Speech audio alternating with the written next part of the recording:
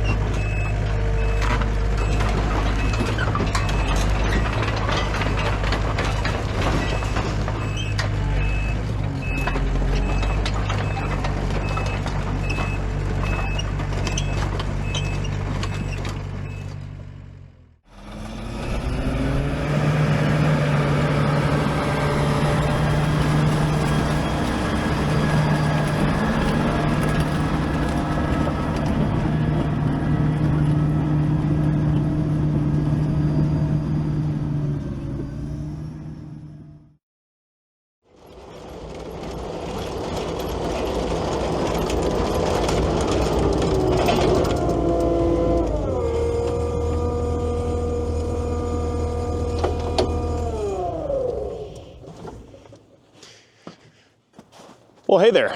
Welcome back to Diesel Creek. My name's Matt.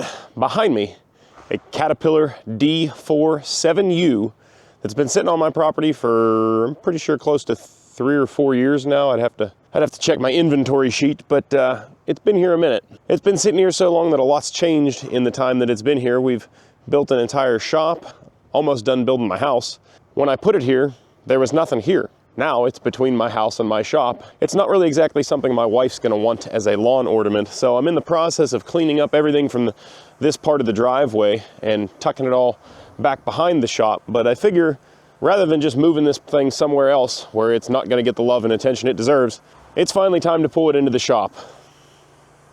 Now, I can't explain to you why, but I was super in love with this thing when I first brought it home here. I wanna say I gave like $2,500 for it, something like that.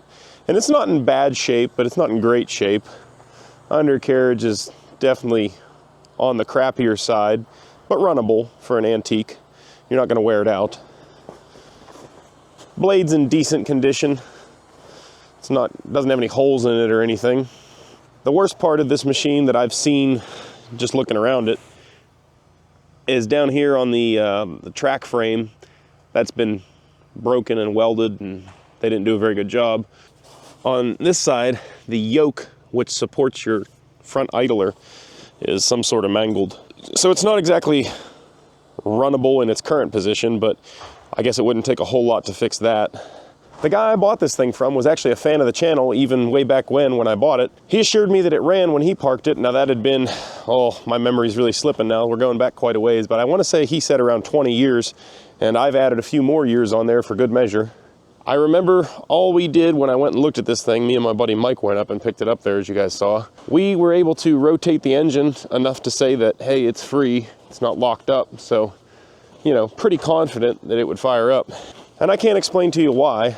Like I said, I was all in love with this thing when we brought it home, and then somewhere between here and there, the fire went out, and I've always looked at it and said, man, I want to get that thing going, and just never found the time or a good excuse to work on it. So today's the day.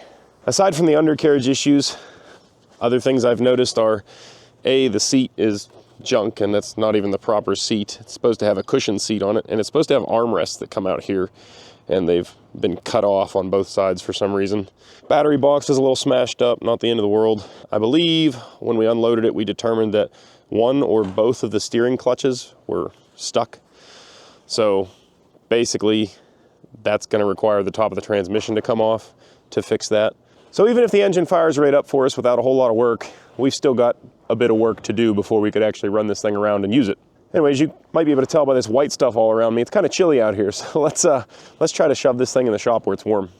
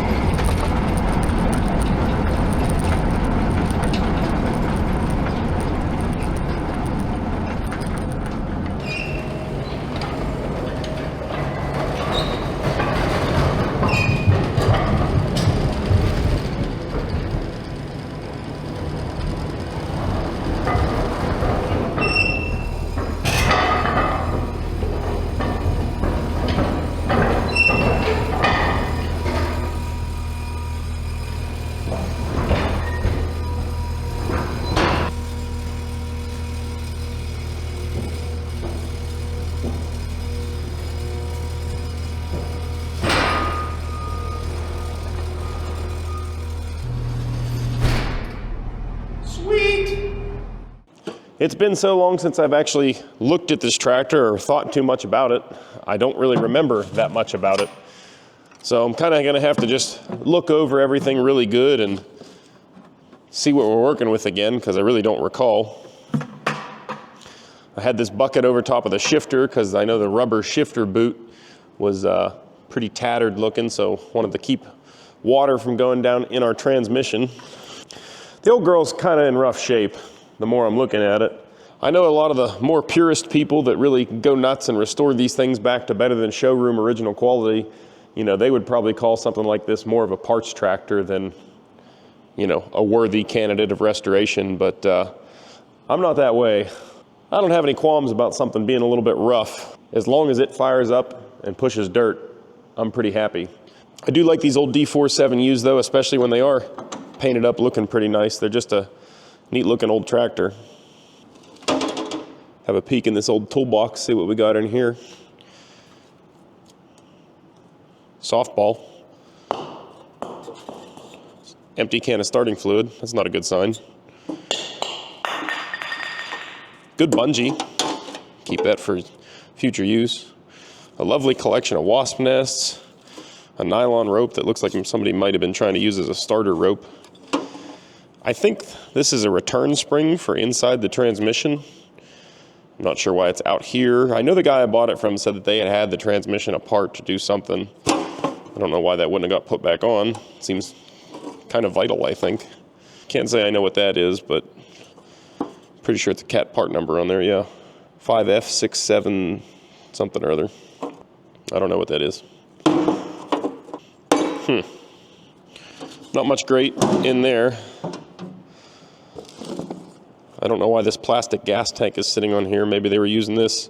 Maybe they were using this thing to run the pony engine, but we're not going to use it.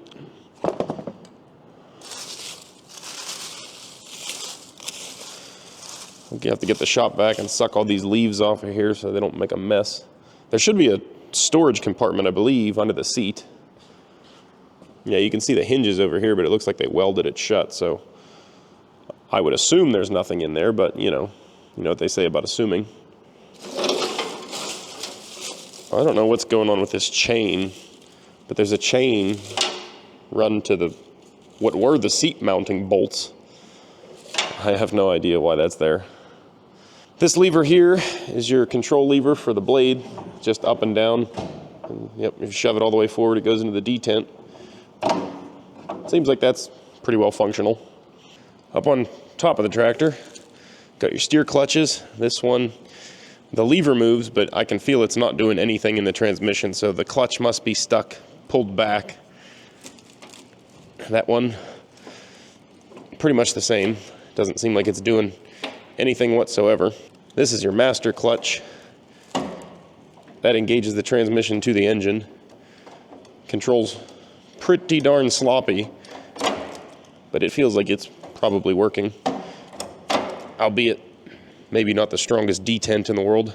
Great way to tell that this tractor's got quite a bit of hours on it is by looking at the brake pedals. If you look closely, you can see this pedal's got, a lot of ribs in it. And the further out toward the end you go, where your feet ride, the more worn it is. They're pretty much gone out here at the end. That one is worn just about to nothing. I don't think I've ever seen one worn that bad. So that's a good way to tell that this thing's probably got a lot of hours. It's your gear shift right here in the center. Oh man, that is stuck hard. So we're definitely got some serious transmission work to be doing, unfortunately. This is your diesel engine throttle. All the way back is full throttle. All the way forward, you should feel a detent, and that is actually shutting the fuel off. That's what shuts down the diesel engine. I don't think I can get there because somebody's mounted this auxiliary gas tank in the way. No doubt they ran that to the pony engine. There should be a lid right here for the pony engine fuel tank, and the fuel tank for the pony should be under the hood, but obviously it's missing. Got some extra holes already burnt in the hood. Don't know why. Hood's not in the best shape. It's kind of mangled up there, a little bit dinged and dented. Like I said, I'm not going to go crazy. If I would ever restore this thing, it's going to just get kind of cleaned up and straighten what I can straighten and then paint the rest. Oh my goodness, yeah, these tracks are pretty well slapped out. You can see how they shouldn't do that. When they do that, that means they're pretty well whooped. Tracks doing that are also just a side effect of them being loose. If they were properly tensioned, they wouldn't be as bad, but they're still pretty whooped. Looking a little bit better down here at the undercarriage while we're here. This top idler is worn really badly. You can see this back flange is actually worn through down here. You run this thing much longer, that's gonna just snap off all the way. That can be repaired or replaced. That's not really the end of the world. These springs don't look like they're broken, so that's good. That's kind of a job to take those off and replace them. You can look down at the bottom rollers here. You see how this flange goes down and keeps the track in place? This rear roller is missing the outer flange here. The back one's still in place back in there, but this one is MIA. Having that missing will definitely make it easier to throw a track off, so that's something you're gonna wanna fix. Throwing a track off and putting it back on is not a good time. This connection back here is called your trunnion cap, and there's basically a ball socket in there.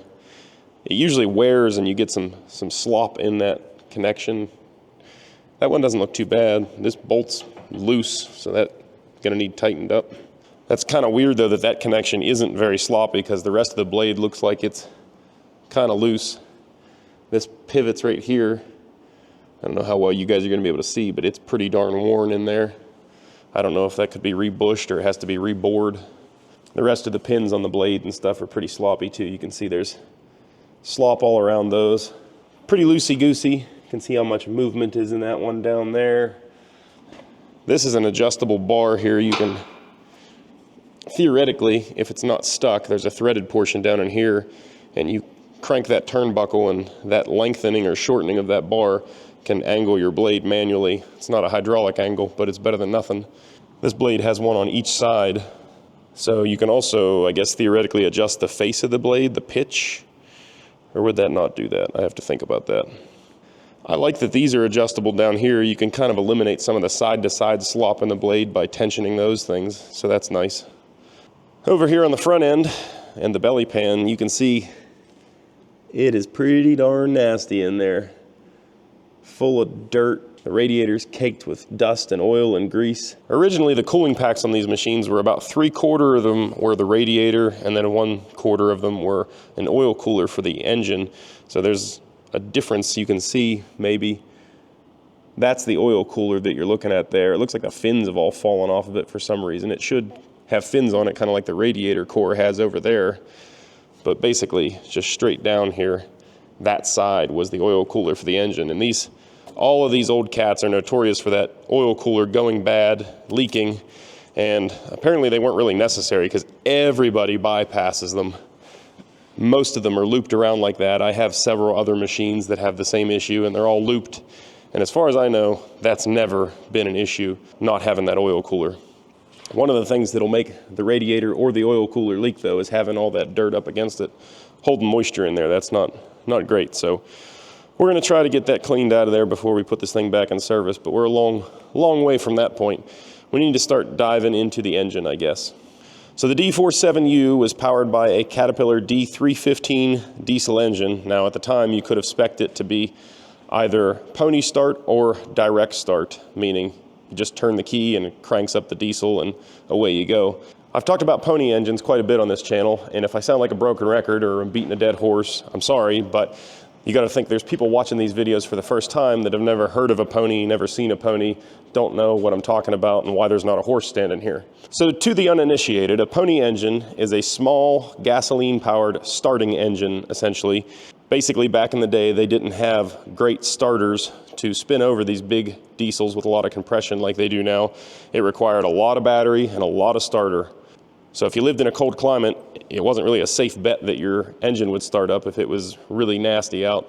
You wanted to have a pony engine because that pretty much guaranteed you were going to get this thing running on a cold day. In this case here, these smaller pony engines are a twin-cylinder opposed engine. This is actually the flywheel for it right here.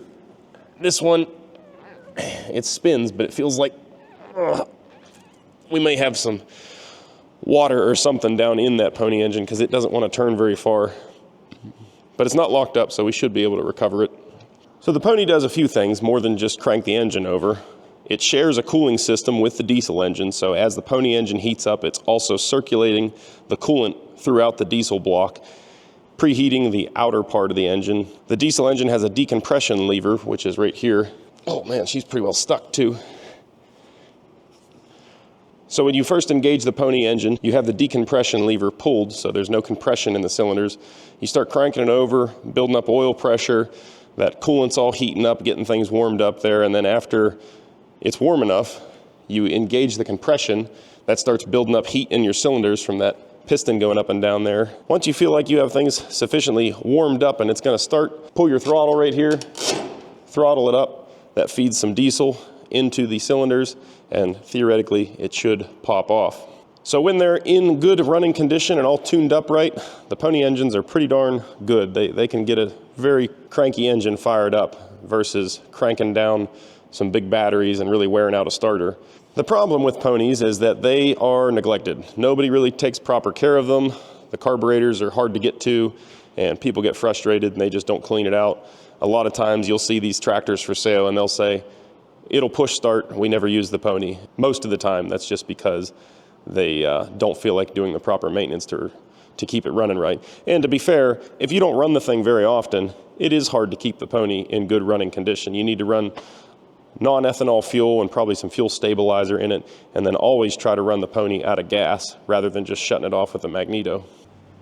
Well, I'm trying to do a little bit of archaeology here on this serial number tag, and I don't know if you guys can tell, but it's not super legible. I can make out 8200, but I can't tell if I'm missing a number. 8200 means that it's a 1950. Well, it could mean, but if I'm missing a digit off the front of it or back of that number, that would definitely change it up quite a bit. So what I'm doing here is I'm applying some of this paint stripping jelly. We're gonna have to let that sit on there a while, and hopefully we can get the paint off and determine if there's any other numbers hiding under there. Normally, if I can't read this number here, there's one on the transmission I could also check. But in this case, that tag has been removed or knocked off over the years. See, over here it says 7U. That's when I say it's a D47U, the 7U is the serial number prefix, and that tells you a bit about how the tractor was built, the track gauge, as it were, i.e. the width of the tracks.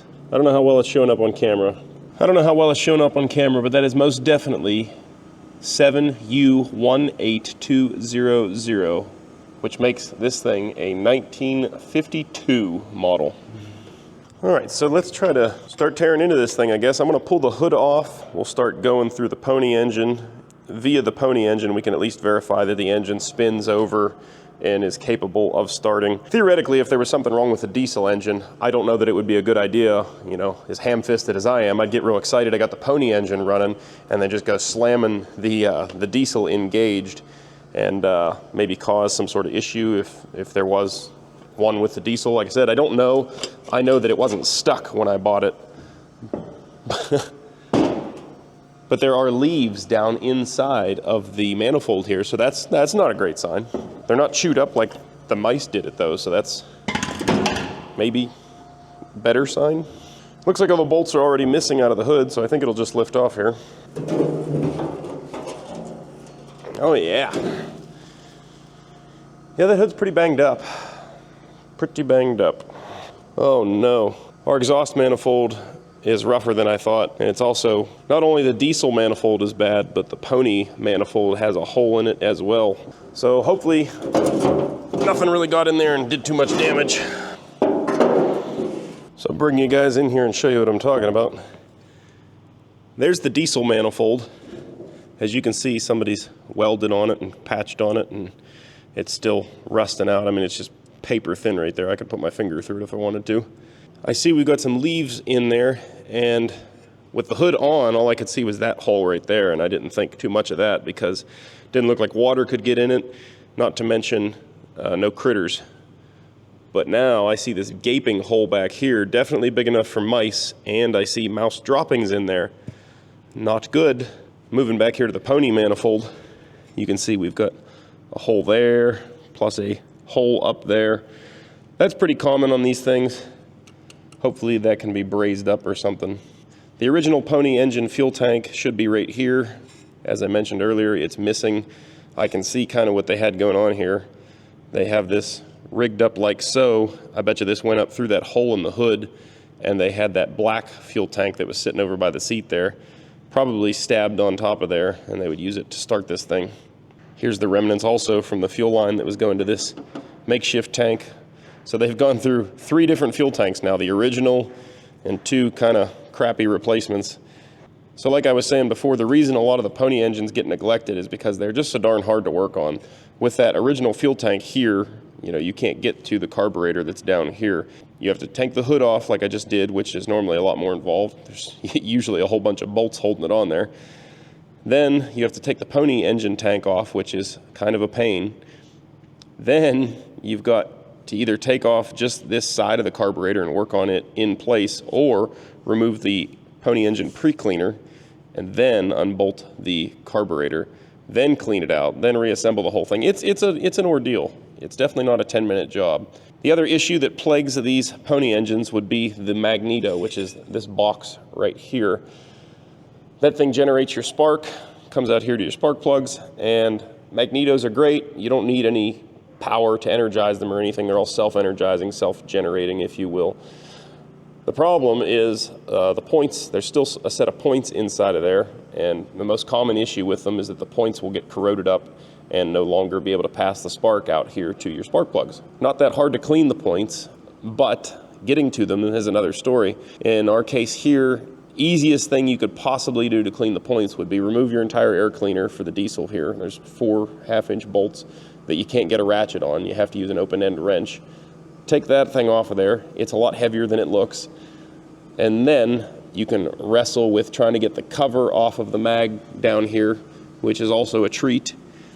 And sometimes you can clean it through that hole. Sometimes it's too much of a pain and you're easier to just pull the whole mag, which then you're fighting more hard to get to bolts down in here. There's one on each side, and then this entire magneto assembly will pop off of there. It's best that even if you don't plan on using one of these tractors very often, at least go start it up once in a while. Keep fresh fuel in it, make sure you're running fuel additives, and not much you can do for the magneto other than just using it and make sure that the magneto is sealed up and not allowing moisture to get into it. That'll definitely help your cause as well. So I guess next thing we should do is start pulling some dipsticks here. Pull the one for the pony engine first. We've got oil, but we're over full on the oil. Doesn't look terrible though. Doesn't look like it's full of water, at least. Down here's the diesel engine oil dipstick. So you're supposed to check these with the engine running. It looks a little low, if anything, because it's like just above the full mark now and obviously not running. But it doesn't look like it's polluted with water or anything either, which is a good sign. Check and see if we have any antifreeze visible in the radiator. And we don't. And what I can see of the core of the radiator looks to be kind of junked up a bit. That's not ideal. We're a little ways from worrying about coolant too much though. Guess we'll check that fuel tank out too, see what kind of condition it's in, if there's any fuel left in it.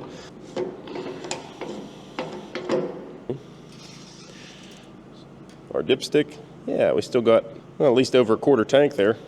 It's old diesel, that's for sure. I'm going to put that around 30 plus years.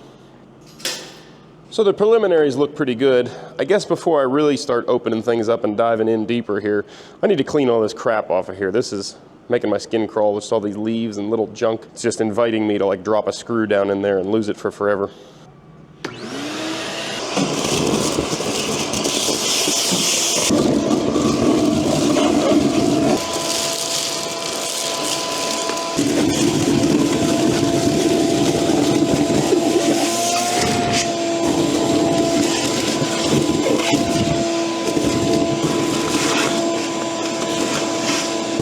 Starting to look like a tractor down under here.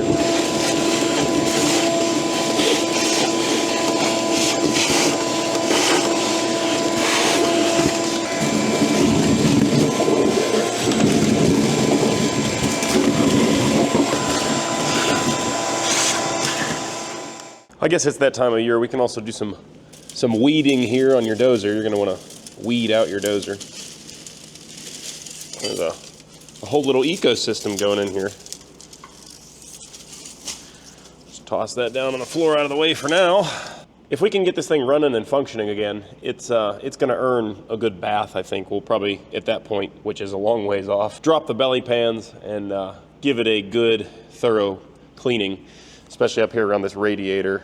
All right, so I was turning the engine over by hand there a little bit ago, as you guys saw, and I said that the kind of felt like the pony was tight, and it didn't used to be. It didn't seem to want to make a full revolution, so I'm going to open up these cocks. There's one on each side. These are just ports that go up into the compression chamber. Basically, with those things open, you have no compression, and any, if you flood it out, if the fuel gets in there, if in our case maybe we have some water in there or something, open those up, turn it over, and anything that's in the cylinder should be forced out. I'm going to go ahead and start turning it over by hand. Oh yeah, I don't know if you guys got anything coming out over there, but we got some oil squirting out over here.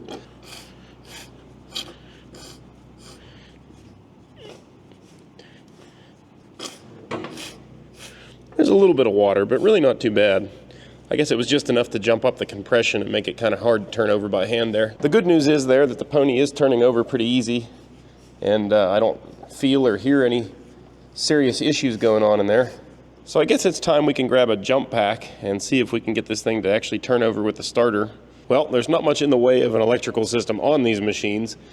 Very few wires. So what I've done here is I just connected our jump pack to the ground, and then I've run the hot directly up here to where it connects on the solenoid, so we don't have to worry about maybe this battery cable being corroded or bad or something. Bypassing all of that and going straight to the source here. This little button right here should run this starter. Problem could be though that the starter band, there's supposed to be a little metal band that wraps around here, protects the innards of the starter. As you can see, it's missing, been open to the elements, so this may or may not work, I don't know. Let's see here. Contact. Yeah. Well, the solenoid, it was working a little bit. You can hear it clicking, but I'm hitting it about twice as many times as it's clicking, so the solenoid is hanging up or corroded. Let's see if we can feed power directly into the starter somehow. It's gonna be a tough sell. That the lug that we need to get to is right on the back of the starter there. Now I probably have another solenoid sitting on a shelf somewhere, but a lot of times all that happens with these solenoids is they corrode up internally, and when the contacts come together, they don't allow the voltage to pass through, thus getting to the starter. So I'm going to try to bypass it. I'm just kind of tapping on the screwdriver to make sure it's seated on that contact down there so we're not getting any corrosion in our way. And I'm going to put this hot right on there.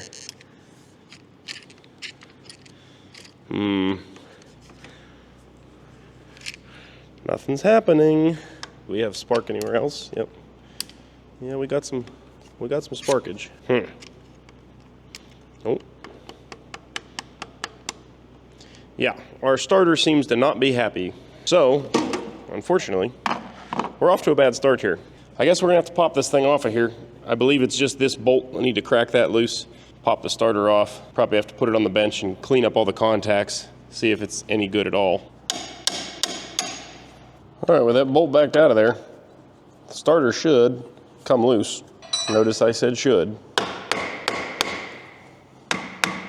No telling how many decades she's been in there, not having been removed. I think it turns. Maybe not.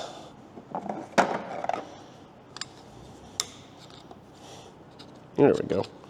It's coming now.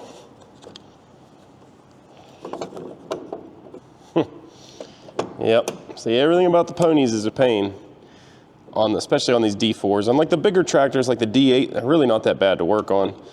These D4s, man, they're pretty rough. So now to get the starter out of this hole, I gotta take this bell crank off of here because we don't have the clearance to slide it back. Yeah, and I don't have the right size wrench. I gotta climb down again. The D4 is just big enough to be annoying to climb on and off of.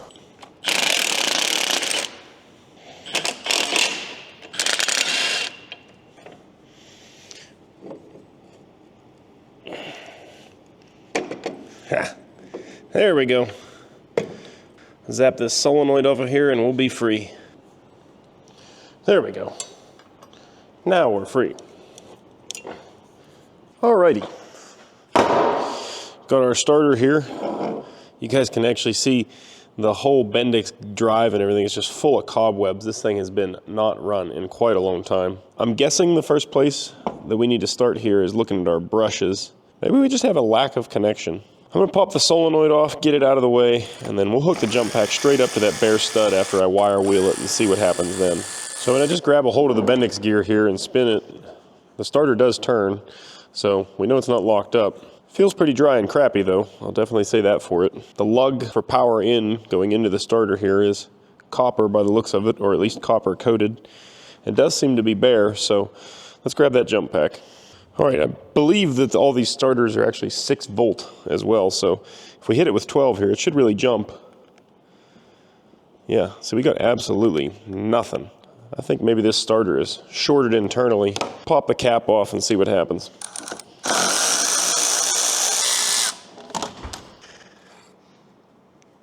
Oh man, the spider web's coming out of this thing. There we go. Oh, looks like we gotta undo that screw there. I don't know that I've ever taken apart a starter quite like this one. Usually what I'm used to is the brushes are all retained inside the body and the cap will just come off without having to do this. Not sure if this is gonna make it easier or harder. I think harder. But there's our brush assembly right there. Looking pretty crusty, but from what I can tell, all the brush holders, which are spring-loaded and have to contact your armature, they're all still free. So other than needing blown off and probably lubricating that cap, we're doing all right there.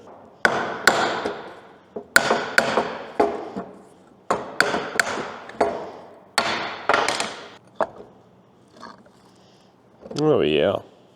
Nice spider hiding in there ready to get us. He's been sleeping. Now he's sleeping forever. Smells like stink bugs. Man, this thing is just full of little critters. Other than just needing the commutator cleaned up, I don't see anything visibly wrong with our armature. We can give that a good sanding. Maybe it was so corroded, maybe the brushes just weren't able to make contact. Looking inside the body of the starter, I don't see any obvious issues with the field windings in here. Nothing's burnt or rubbed through or anything. Cracked, broken. All the copper connections look to still be in place. The only thing I can really do is try to clean up that commutator and hope that that's our issue.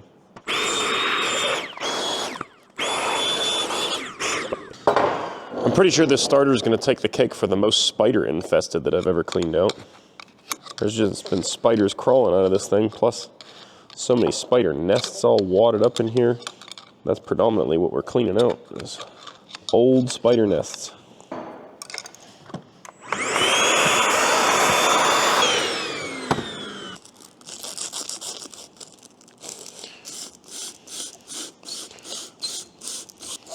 Just cut some emery cloth here, about the perfect size for the commutator. Spinning her down, getting that all cleaned up there.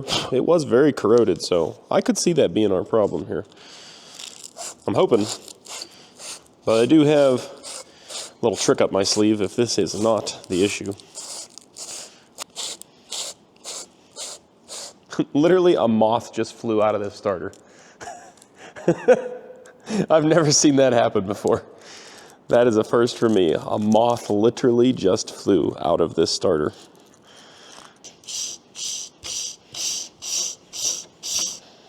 All right, I'm feeling a lot better about that. I guess all I can try to do is put this thing back together and hope for the best here.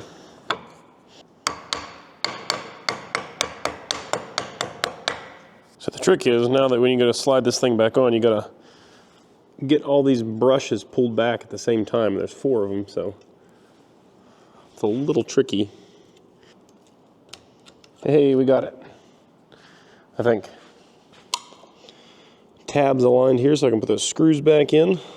We got it. Sweet. Well, I think that one's stripped out, so that's not good. Unless we have a good tight connection there, that's going to cause problems.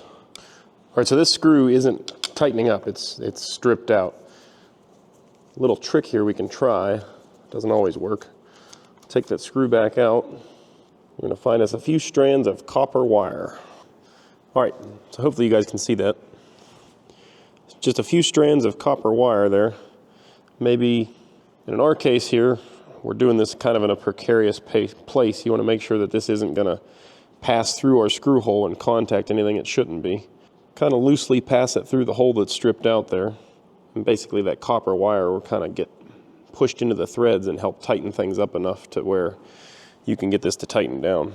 See that wire is just kind of winding itself into the threads, taking up space. It seems to be working pretty darn good. Yep, got it a lot tighter than it was, and I'm afraid to make it any tighter. Try to trim that excess off so we're not contacting the body anywhere, because this is going to be the hot side of things. So if this little strands of wire are peeking out, touching anything, it's going to be arcing.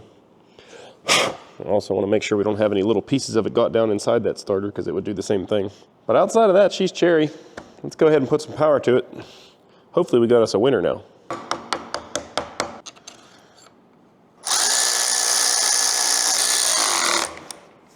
What do you guys think? Is it gonna work? It's probably about the best place I can get a ground on. We have anything here? Contact? We fixed it. That dirty commutator had to be our issue there. Let's get this thing put back on the tractor and see if we can't crank that pony over finally.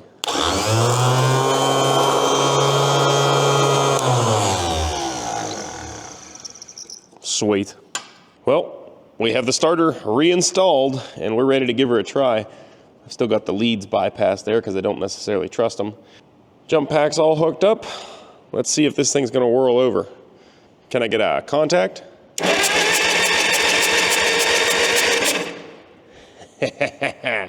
So all right, it sounds like it's whirling the pony over pretty good. That's the first milestone, is at least the pony engine is turning over. It sounds like it has good even compression from what I can hear.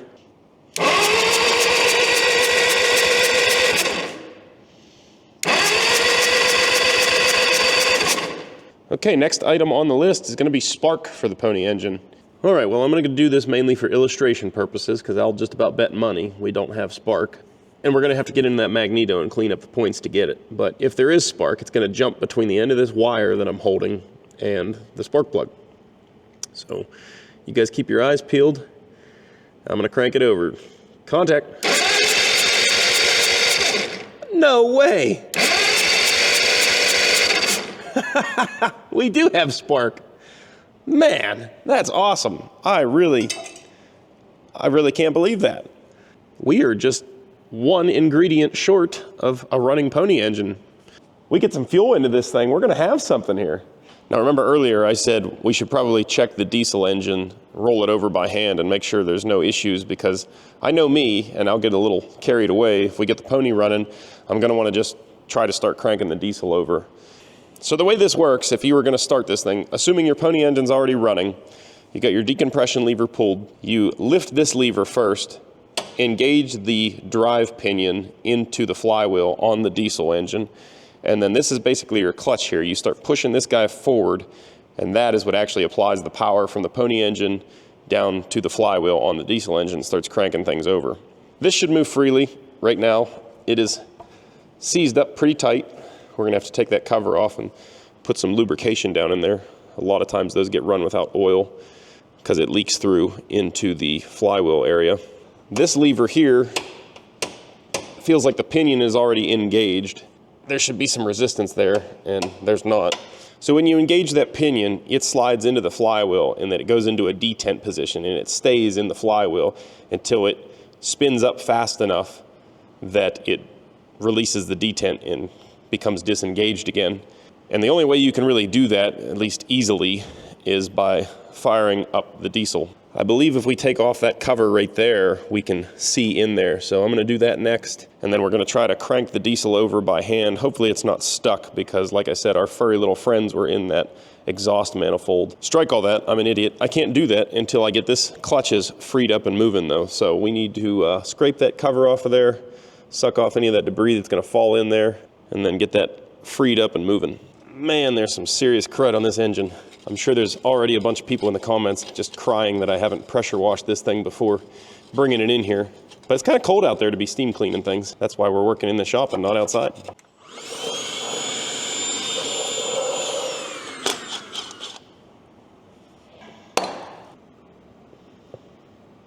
Oh yeah, things look a bit rusty in here. Well, we're gonna find out if there's any oil left in this thing. This should be the drain plug, or Wait, maybe this is the level plug, so oil should be right up to this hole here. Well, the good news is it's not all rusty. There we go, there's the drain plug over here. Let's see if we can't get her with the knips here. Oh yeah. There's literally like a drop of oil on the end of the plug, but at least it's oil and not water. Just gonna give it a little tappy tap here and see if it's gonna come around on its own or if I'm gonna have to start soaking this thing. Oh yeah, I think it's going.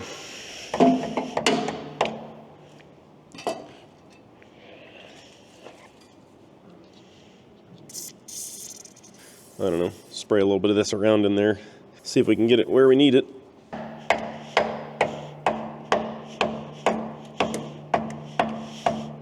I hate doing that, but really not much choice here.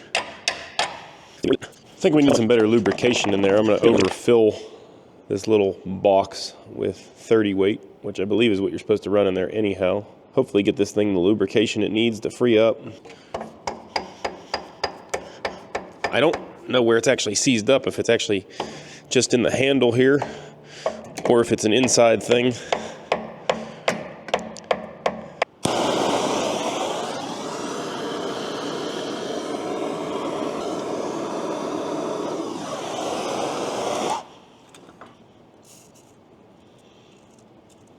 See if that made it any easier. Maybe. Maybe a little.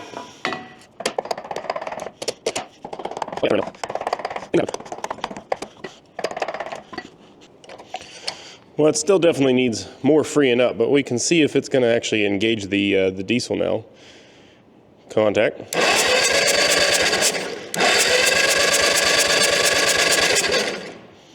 Well, the pinion must not be engaged then, or something else weird's going on, because that should have started spinning over the diesel. That or the clutch is slipping because I put way too much oil in it. Hope that's not it. It spins around and makes a lovely milkshake in there though.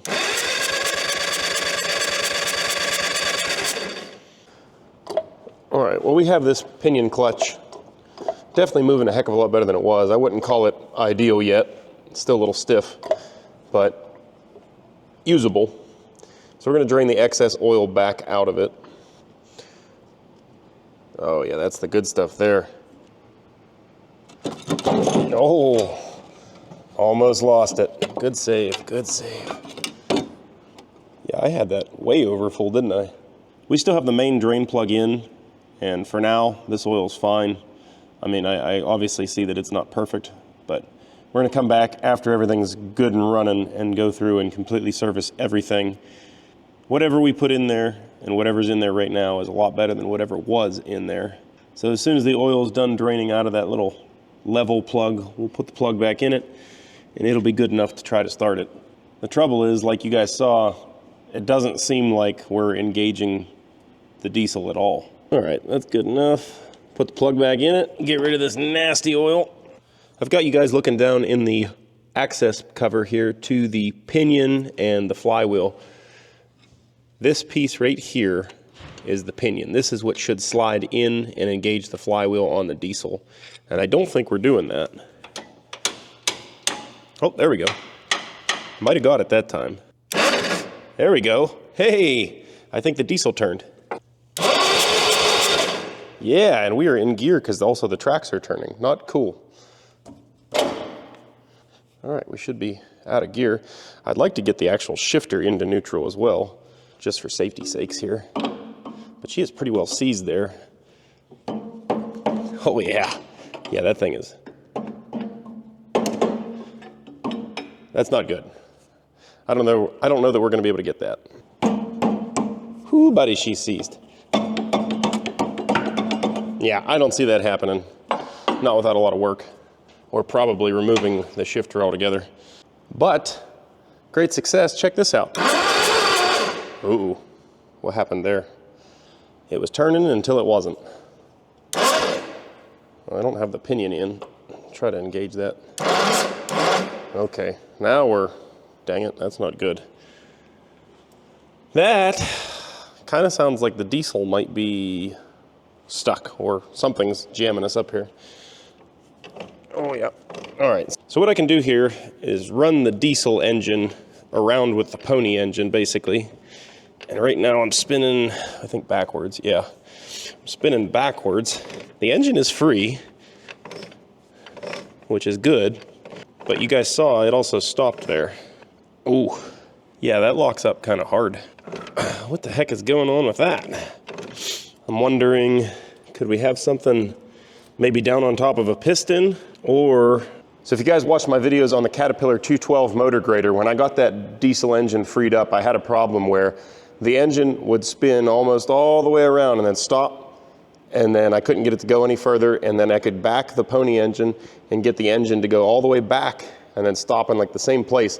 And what ended up happening was the gear teeth on the flywheel had been rusted over by like a rat's nest or something, and basically the teeth were just completely corroded over with rust, and I had to clean out the gear teeth with a chisel and a screwdriver and a pick.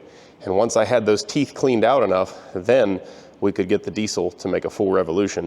I wonder if we have something like that going on here, or worst case scenario, something's, maybe a rod's bent or something's down on top of the piston in the diesel engine. So I got the bore scope fished down through that hole there. Hopefully you guys can see. The gear on the left side of the mesh is our pinion gear. That's basically where the power is coming from right now, trying to drive through the pony engine.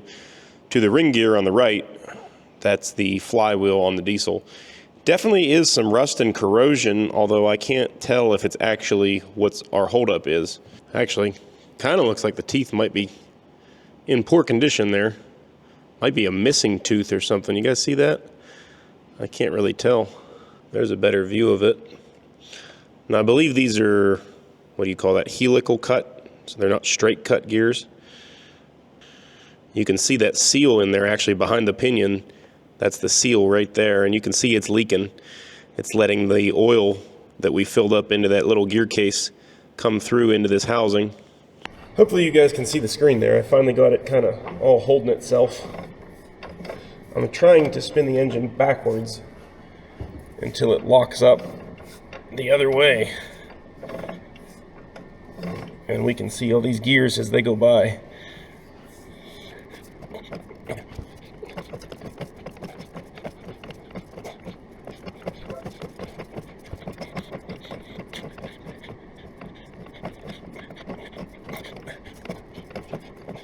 That gear right there doesn't maybe look like the valley's all the way cleared out.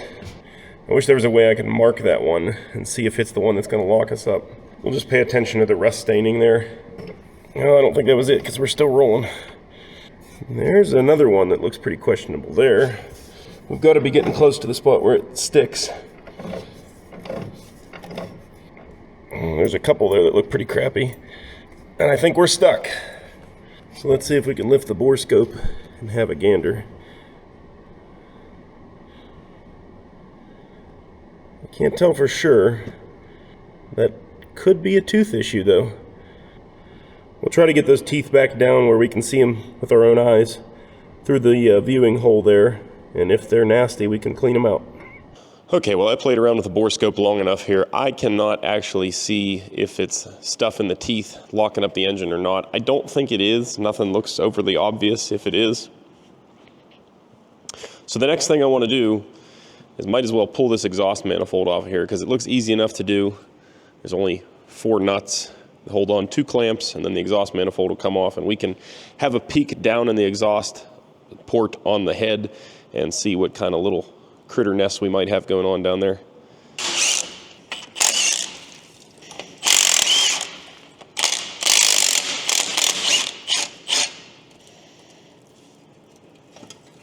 Oh my goodness. That is way worse than I thought it was going to be. Ah, that's a real bummer. Here's the manifold. Yeah, that's not a good sign. The good news is the engine does turn, so it's not as bad as it could be.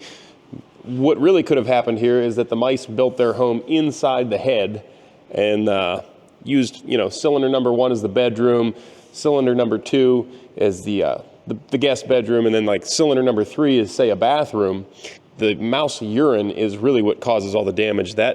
If that gets down in a cylinder, say the exhaust valve happened to be open on one of the cylinders that they were making a house in, well, all the mouse urine gets down in the cylinder and just rusts everything terrible. So this is really probably best case scenario. They were in there, but you know, the engine's not stuck, so they didn't do too much damage. It should be pretty repairable. As you can see, they've packed all these ports on the head just slap full of mouse debris. I'm betting the issue is right now, whatever valve was open when they decided to build their little mouse dominium here, there would have been at least 1 or 2 valves open, and all the debris from their little condominium has fallen down below the valve and built up on the piston. Now what's happening is when we're trying to turn the engine over, it pushes all that debris up and eventually hits the top of the cylinder head, and it's trying to compress that. And if there's too much there, it can't compress it, which wouldn't take a whole lot. That's what's going to stop us from going a full revolution. So I'm going to vacuum out these ports first, see where we're at, see if I can tell which valve may be the issue. Maybe we can use the bore scope to try to see that. Ultimately, the best thing to do would probably be to tear the head off and actually clean it out good. But that's a lot of work. Plus, we may be able to kind of cheat and not have to do all that. I was thinking about maybe pulling an injector out and blowing down compressed air in there, and then, you know, trying to vacuum it out while we're trying to blow it out with compressed air. So we're going to try some stuff before we go nuts and take the head off.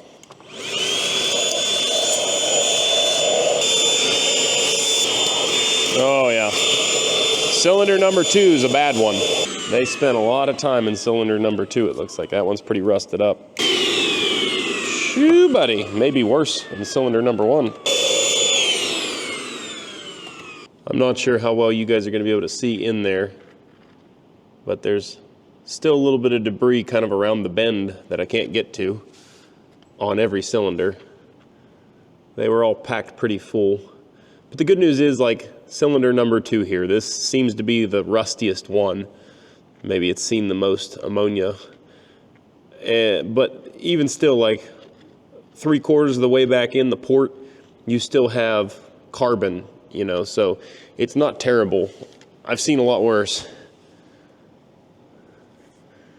Still a lot of debris in this one. I've also come up with a different theory here too. Even if debris isn't actually down in the cylinder, what can be happening is there's enough junk piled up on the back side of the valve up in that port there. And as we're turning the engine over, we're pushing the valve down, and all that junk can kind of hold the valve open. And I don't think the piston could come up and hit the valve, but I guess it's not impossible either. I don't know how these engines are built, if it could possibly hit the valve or not. We're going to get compressed air and blow those ports out better, try and get all the debris out of there, and then just for giggles, we'll try to turn it over again and see what happens.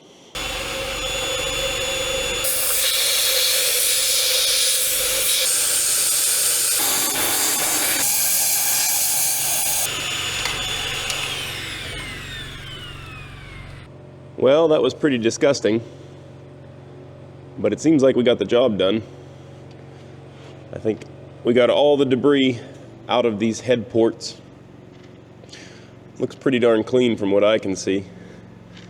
I doubt that that has magically gotten us to where we can roll the engine over all the way now, but there is a slim possibility. So let's give her a whirl. So I was just thinking it over in my head here, and there's another test that we could do to determine where the hang-up is for the diesel here. If I can get the pinion disengaged on the pony and then maybe try to spin it by using the fan on the diesel, that would tell us if the problem is in the ring gear or if it's in the actual engine itself. The pinion, as I believe I mentioned earlier, has a detent to it. It's not exactly the easiest thing to get popped out, but it is the easiest way to crank over the diesel engine, which is why I did it. I pulled the bolts out of this transmission cover and I'm trying to pop it off because I can't remember if you can see the flywheel from this portion or not. Can you guys hear that thing breaking loose? The sound of that sealant breaking loose could have been like a sound effect for a monster movie or something. That sounded wild. So yeah, yes, that is awesome. Looks like we can see down in there to the ring gear in the pinion through this cover. Still not the easiest to get up into position to work through that hole, but at least it's a bigger hole to work through. Through this hole, I should be able to get that pinion released, I believe. There's like a tab on either side you have to squeeze, and then it should pop out. All right, I'm actually going to put you guys on an important mission here. I'm going to let you be my eyes, because I can't see what's going on down in there too well yet. Yeah, okay, so up there, the upper left-hand corner would be the pinion that I need to disengage. And all those gear teeth are the ones that are questionable. Still pretty hard for you guys to see the gear teeth, but at least you can see the pinion we're trying to disengage. All right, well, I'm going to go climb up on the other side and try to reach my arm in there and disengage the pinion. You guys watch right here, and if you see this thing jump back, then you know I got it disengaged.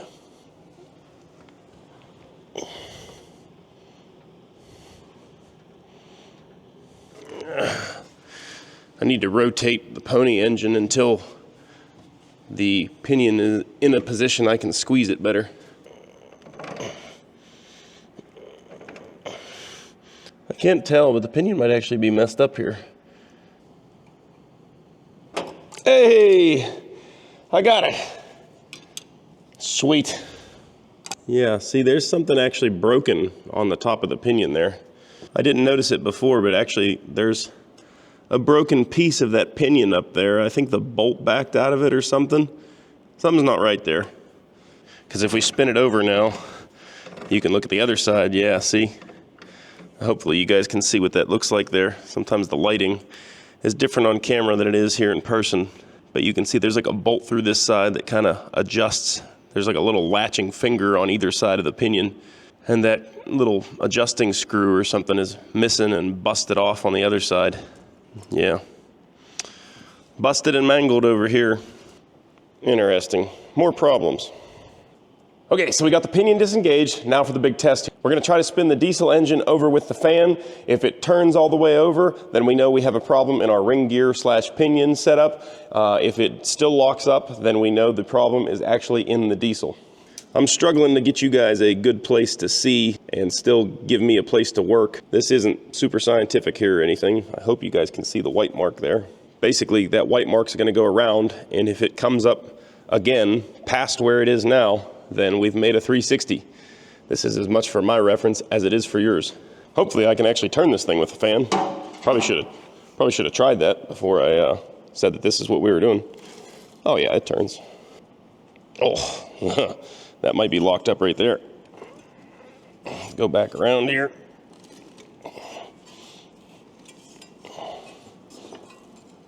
Yep.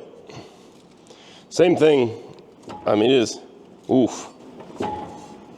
It hits hard right there.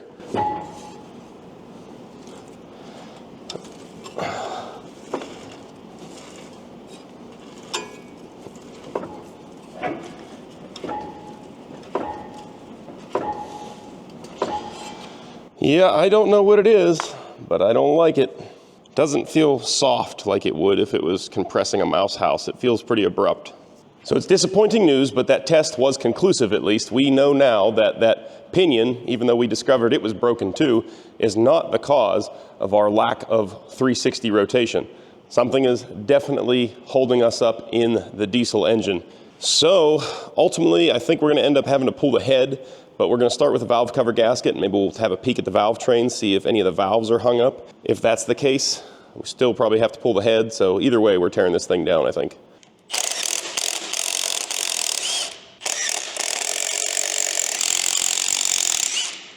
All right, there we go. We should be able to pop off our valve cover now.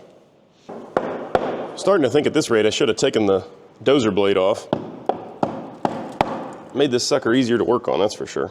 The amount of grease buildup that's going on here around this valve cover, I think it's safe to say the gasket's been leaking probably for a while.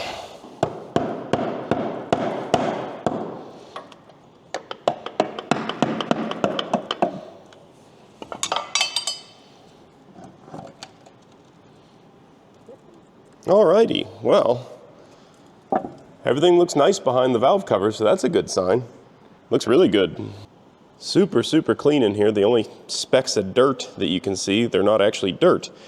They are sealant from whoever last bolted on these rocker boxes, used some silicone and it pushed out the edges. But they did a good job on it. Well, unfortunately it's come down to this. We have to pull this head. First thing we're gonna have to do, pull the bolts out of the thermostat housing and probably drain down the coolant so that it doesn't run everywhere when we do that. Over here we have to disconnect this pre-cleaner for the pony engine and the water jacket that goes between the pony engine and the diesel head. There's a linkage there for the compression release. We'll have to disconnect that. After that, we'll have to do the intake manifold. All those bolts got to come out, and then all the injector lines. After that, we'll pull the valve train off, lift that up and out of here, and then all the head bolts have to come out. It's a pretty good jag of work, and that's why I was trying to avoid it if I could, but seems like it's unavoidable at this point. So here we go. Let's dive on in.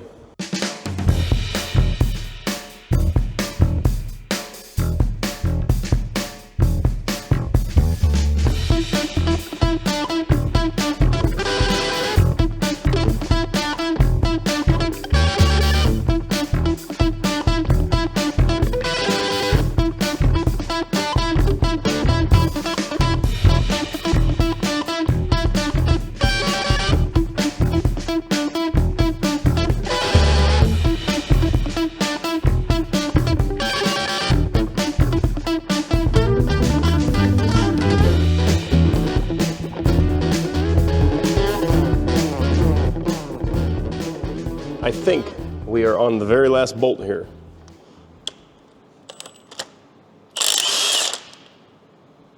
So with that now off, I believe the head should be free and should just lift right off there to reveal, hopefully, our issue. I'm gonna be really disappointed if we do all this and then find out our issue is in the bottom end. I don't know what would do this in the bottom end, you know. It doesn't sound like there's any, like a rod broken off and it's clunking around in there or something. It just sounds to me like we're just stuck. So I'm gonna swing the forklift in here because that's about the only thing that's really gonna lift this off of here without me throwing my back out. Hopefully we can pop this thing off here without damaging our intake manifold, because I pulled all the bolts out of it, but I didn't completely remove it because I shouldn't have to. Oh, sweet. Yeah, the head's already moving, it's loose. That's a good sign. That should make it easier to get off of here. If only I had an overhead crane. Wouldn't that be just Jim Dandy?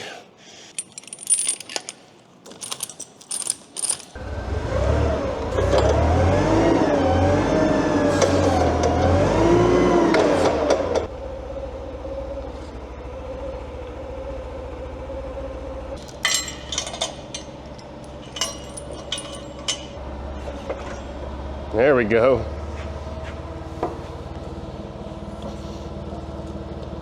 Coming up nicely.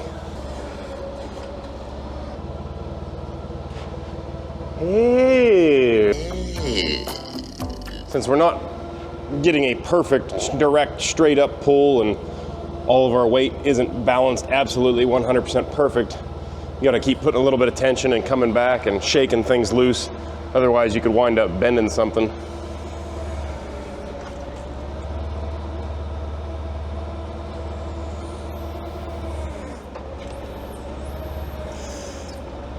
Yeah, now we're free.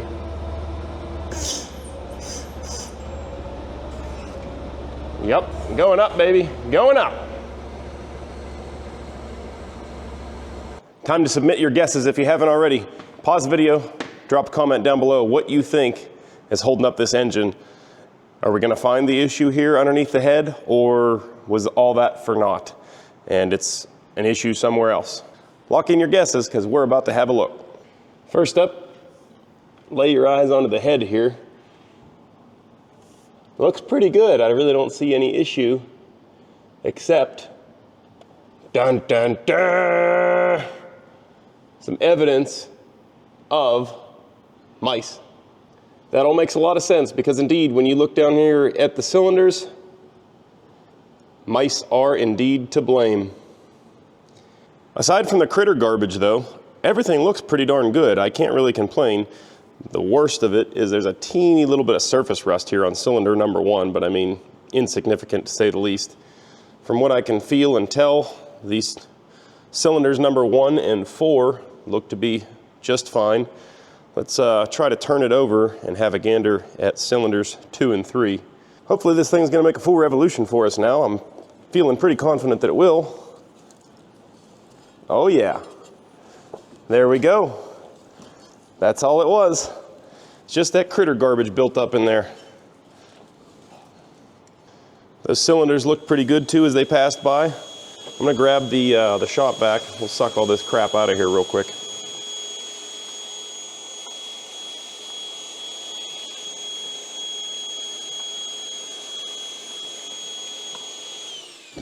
Well, basically that's it. That's all we tore the head off for, just to clean that little bit out of there.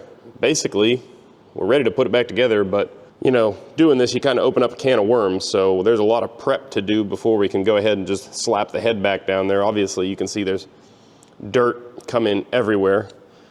And I know there's going to be some people in the comments saying, well, if you'd have steam cleaned it first, there wouldn't be. And yeah, that's true and not true. There wouldn't be as much, but there'd still be plenty of crap that's going to come loose moving the head that wouldn't if you were just steam cleaning it off. So let's get the head out of the way here before it falls on me and smashes my hands or something. We'll get all the surface areas cleaned up, prepped for reassembly, and then hopefully once we get it back together, we're ready to fire this thing up.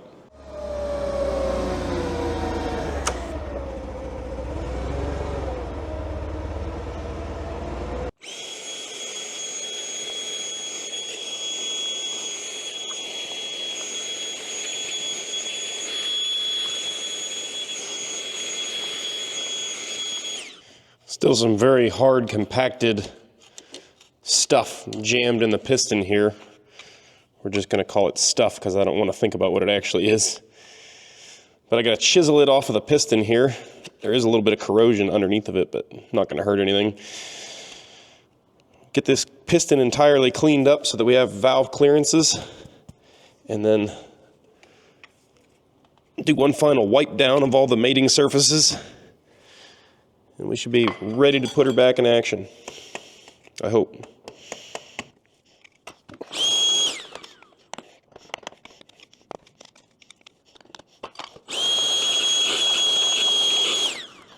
Well, the head is all cleaned up now, at least as clean as it's going to get for what we're doing here. I went ahead and put a super thin bead of copper silicone gasket maker on all the surfaces. None of those gaskets are torn, but they are kind of old and hard, so I want to do that just to make sure everything seals up good. But other than that, I think we're ready to go ahead and reinstall it.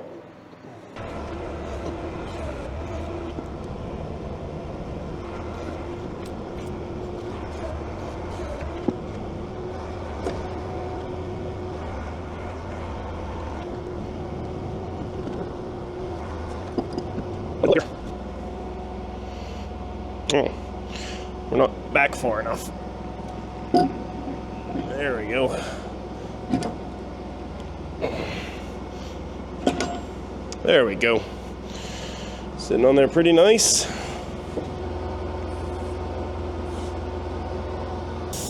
Taking one last opportunity here to really blow everything clean, that whole surface. Make sure we don't have any specks of dirt lingering around. Gonna cause a sealing issue. Okay, I think we're pretty well set.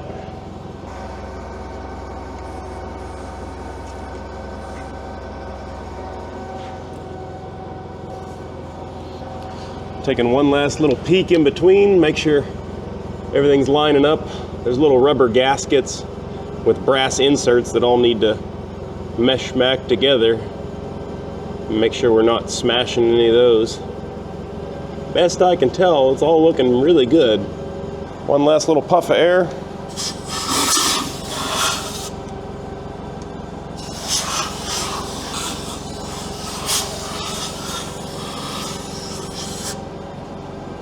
Set her down, seal the tune.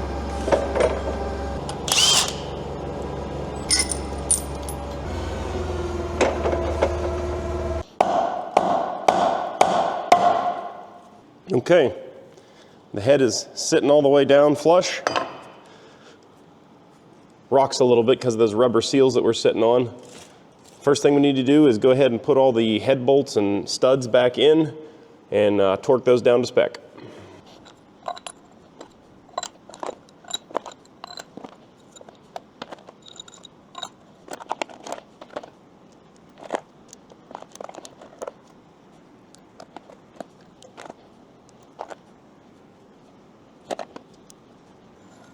So something I just noticed, you see how this bolt has the thrust washer plus a lock washer on there?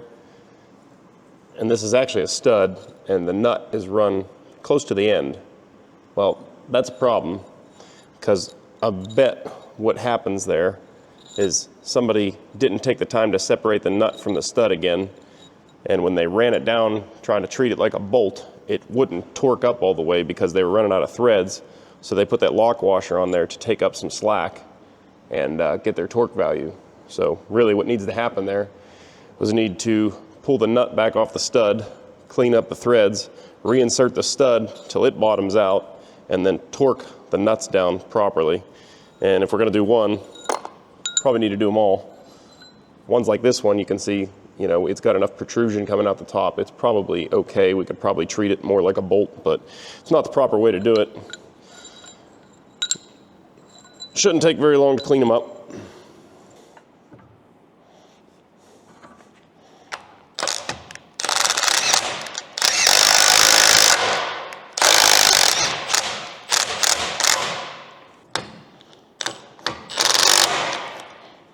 These threads must be damaged at the end here because it is not wanting to come off. Remember when I said this shouldn't take but a minute? I lied. So I should be able to just run a die down over the end of these studs, clean those threads up and back the nuts off. Would probably be about the best way we can do it.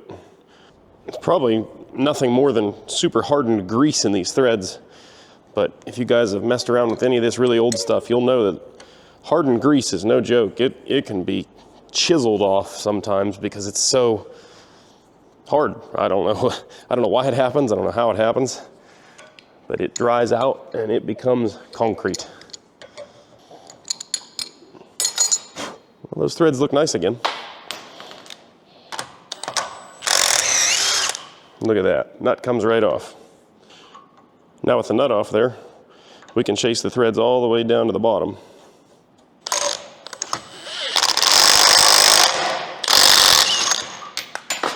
Oh yeah, I'm sure you're supposed to run the dies with impacts. I'm sure lots of people are gonna just be thrilled about that. Well, those threads are good as new. We gotta do that, 4 more times, and then I'll bring you guys back when we're installing them. All right, so we're back with our fixed up studs, ready to install them. Now it's gonna be probably impossible for you guys to see, especially since I've cleaned them up, but some of these threads have evidently had the old vice grip treatment where you know, if you don't have the proper stud installation tool, you basically just stick your vice grips on the end of the thread there as hard as you can and try to either hold it while you break the nut loose or, you know, install the stud. There's a few different reasons why you might do that, but it really chowders up the threads and leads to further issues. So it's really nice when you have one of these guys. Now, I was lucky enough to, well, actually, I don't know where I got this tool, but this is an old, like probably 50s, 60s snap-on stud remover, and it's basically a threaded nut cullet inside of this tool, and you have different cullets for each size stud.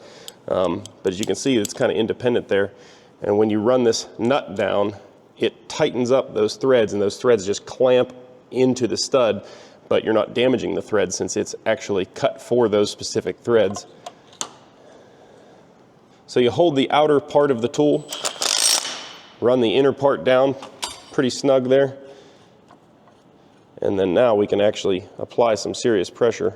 You don't actually have to run studs down in crazy tight anyhow because they are effectively clamping devices, not a bolt, you know, so you don't need to torque that end of the threads too much.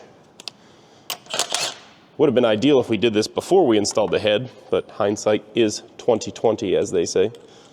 So I'm just going to turn this stud in now until I feel it kind of bottom out on the threads.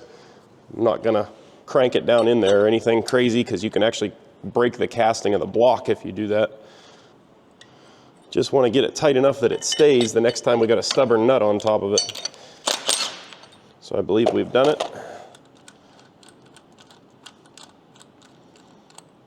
And voila. That's the way they're supposed to be installed.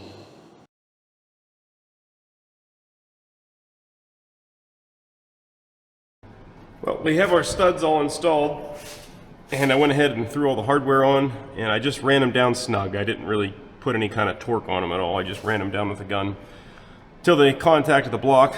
I thought I had a book on the torque specs for the head, but apparently I didn't, so I had to reach out to my buddy Mike, who has this stuff just dialed up on his phone. Torquing this head down is a little bit different than most heads that you get into, because there's a row of 1/2-inch studs down the center and then 7/8 studs on the outsides.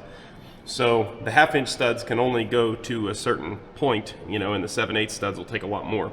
So step one here is going to be tightening down these 1/2-inch studs to 40 foot-pounds. Then we'll jump over to the 7/8 studs. I believe those go to 60.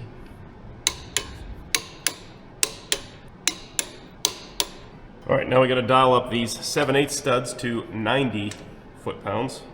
And this is where you need the cheat sheet, because doing these in the order that they want is not always as straightforward as you would think.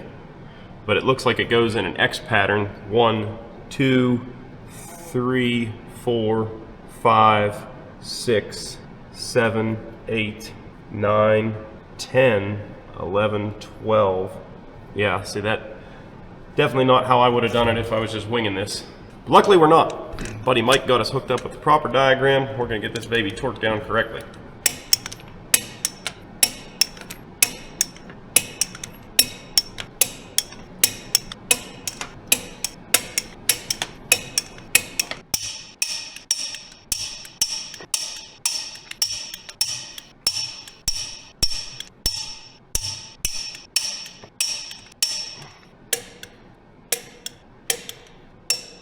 All right, with that, I believe we're all torqued up, ready to put the rockers back on and bolt everything else back onto this head.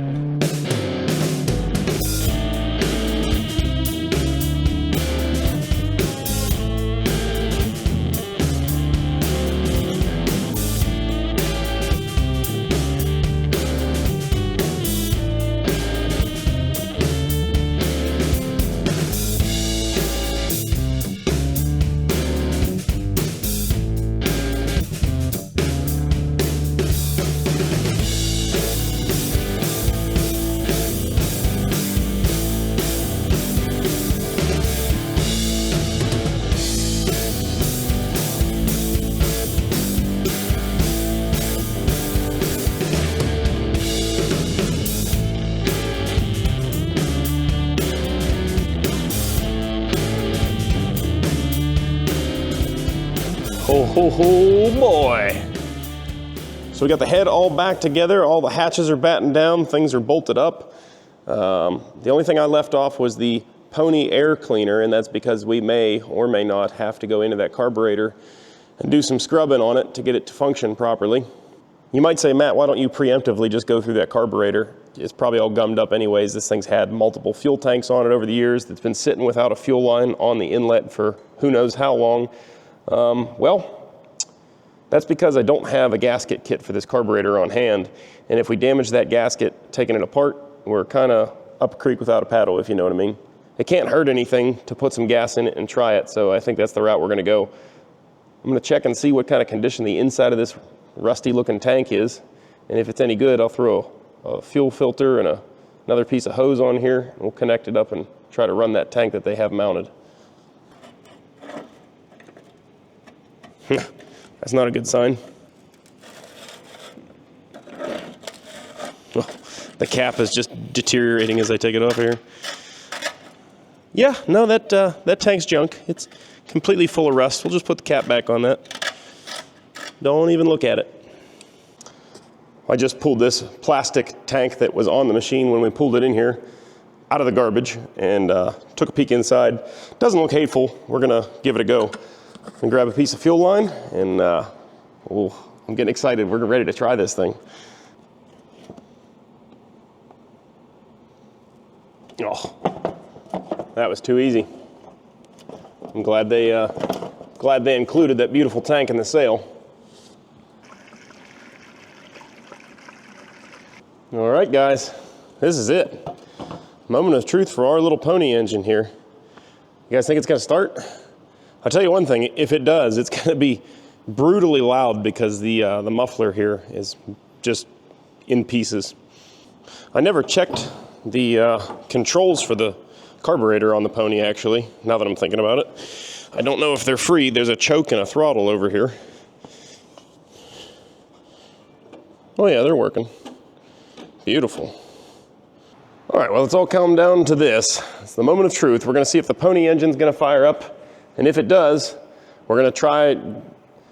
If the pony engine does fire up and seems to be running okay, we're gonna go straight into trying to start the diesel because, well, you just don't know how long you're gonna get with a pony engine. But if it runs good and we start cranking over the diesel, the first thing I have to do is watch down here at the injectors and make sure we're getting fuel percolating up out of there. And because we have the lines off, I always let them percolate quite a bit and get a good bit of fluid up out of there. That way it kind of flushes out that fuel fitting, floats any debris up and out. We'll close off all those down there on the injection pump, and then we'll do the same thing up on the head, so there's going to be diesel fuel everywhere. But that's all assuming that the pony starts, so let's go ahead and give her. You guys ready? Think it's going to start? Can I get a contact?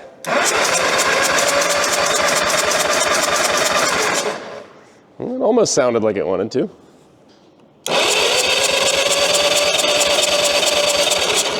Huh. Stupid me, I have both the decompression things open. It's not going to start like that. You can start it with one side open, but you can't start it with both sides open. Let's try that again. Attempt number 2 here. Contact.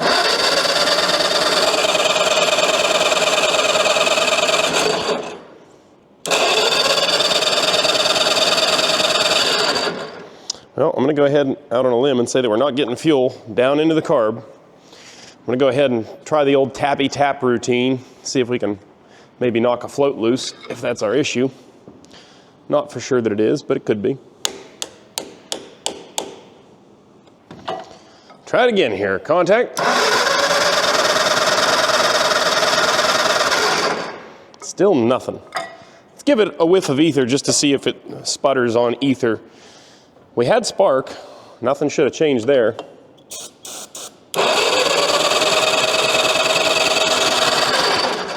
So we're not even sputtering on ether, so that's concerning.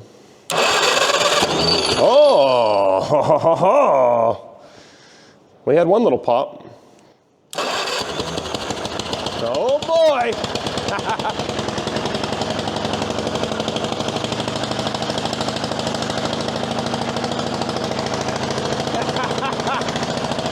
Oh, this gets me so excited every time.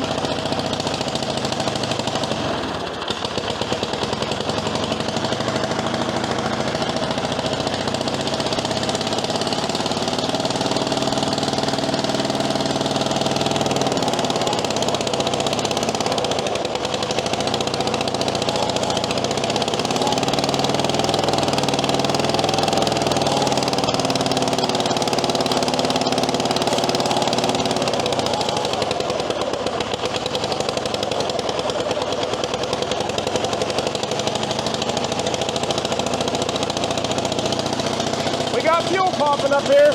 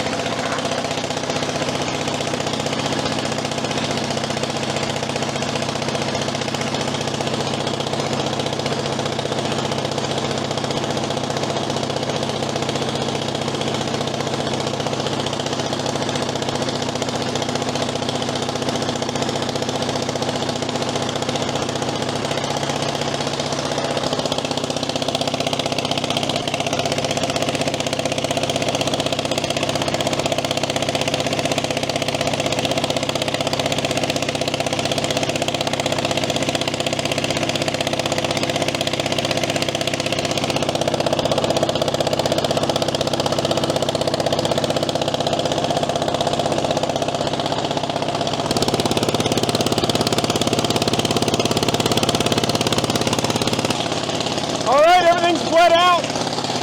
We're ready to try to fire up the diesel. I'm excited. You guys think it's gonna go?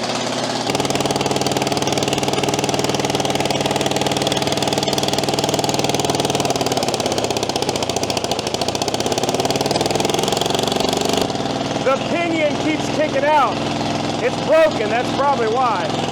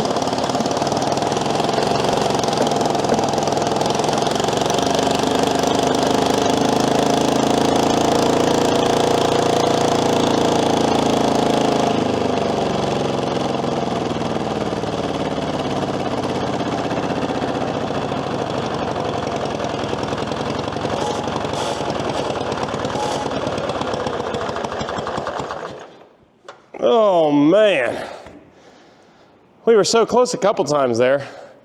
And did you guys see the flame shooting out of the stack? I've never seen that. I don't know, maybe because I used a little ether? I don't know, I wasn't really using a lot. Man, that thing is loud and it is not wanting to start for whatever reason.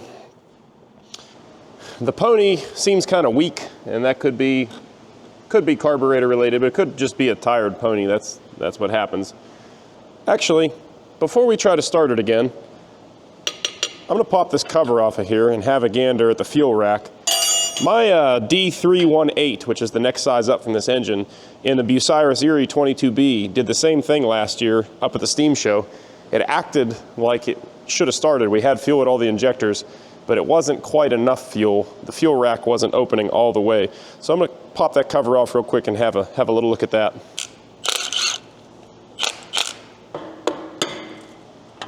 Oh, that's not good. Oh, it's maybe got some fuel that just poured out of this cover. I thought it was water at first. It looked pretty clear.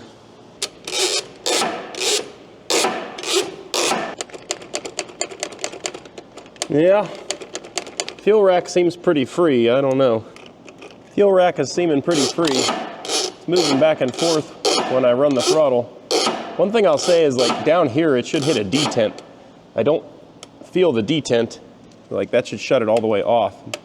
So like the rack will slide over there, but it doesn't seem to be doing it from the governor control. I'm gonna crack all these back open. Maybe there's a chance we got some more air trapped in there, because I think when I bled these out, I didn't have the throttle in the up position. I did have it in the off position, but there's still some fuel coming out.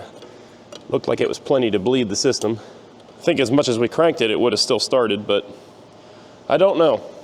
Guys ready? Let's try this again. Contact.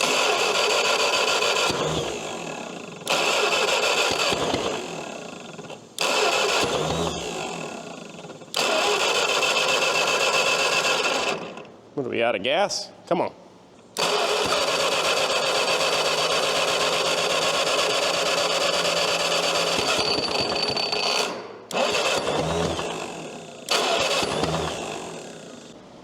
I've determined we have a fuel issue in the pony. I figured this would happen. Run for a little bit and then suck up some dirt. Now we have to tear it apart.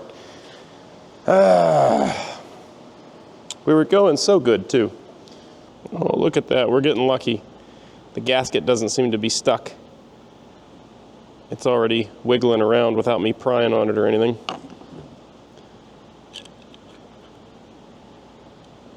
Not hateful. A little bit of junk, but all in all, pretty decent. Float seems to be okay.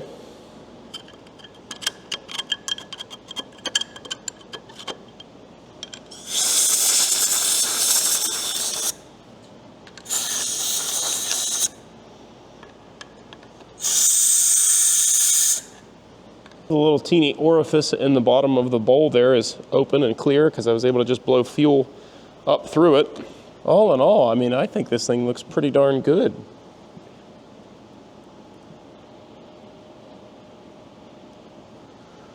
But why aren't you running? All I can do is put it back together and hope for the best. I mean, I cleaned it out about as good as you can. Maybe we got something loose that I didn't see, but I didn't really notice anything obvious. All right, let's give it another go.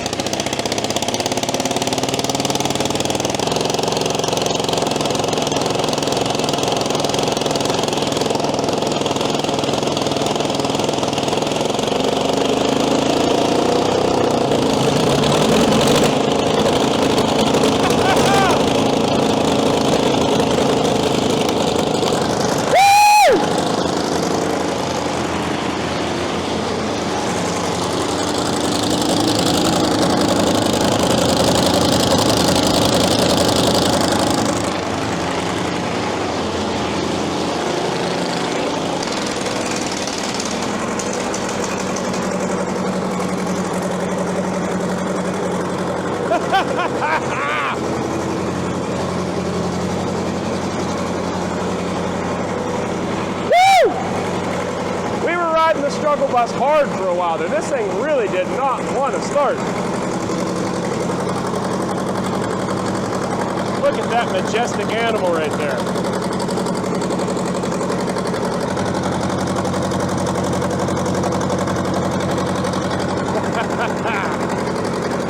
Beautiful.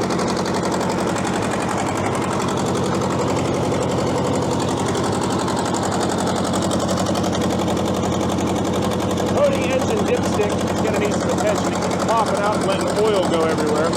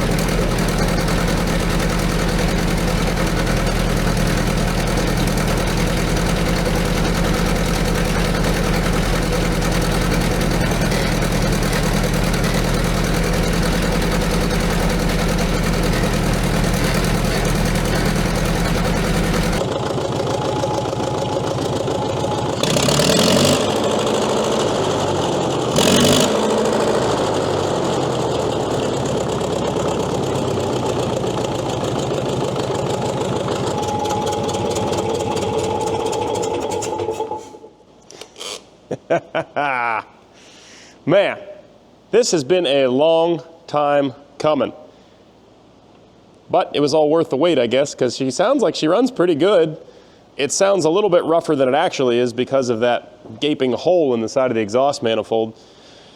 We're either going to have to patch that up or find us a replacement.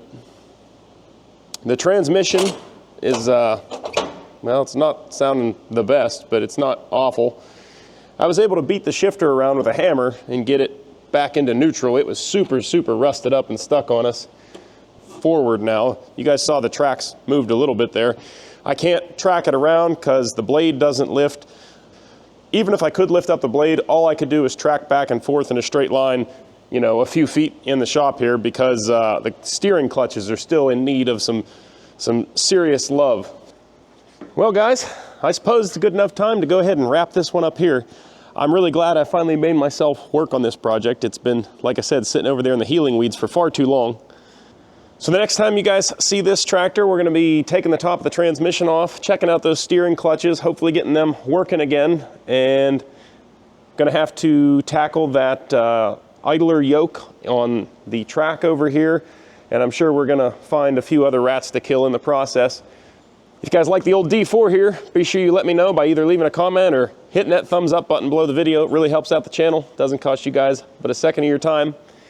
If you guys would like to support the channel and look good doing it, you can head on over to the store. That's dieselcreek.com. Link, as always, down in the description there. We've got hats, beer koozies, hoodies, sticker packs, all that and more over there at the store. That's dieselcreek.com. We sure appreciate all the support. As always, I want to thank you guys for watching. I hope you like the old D4 here, and hopefully we're going to see it back in action soon. So thanks again, and I'll catch you on the next video. Later.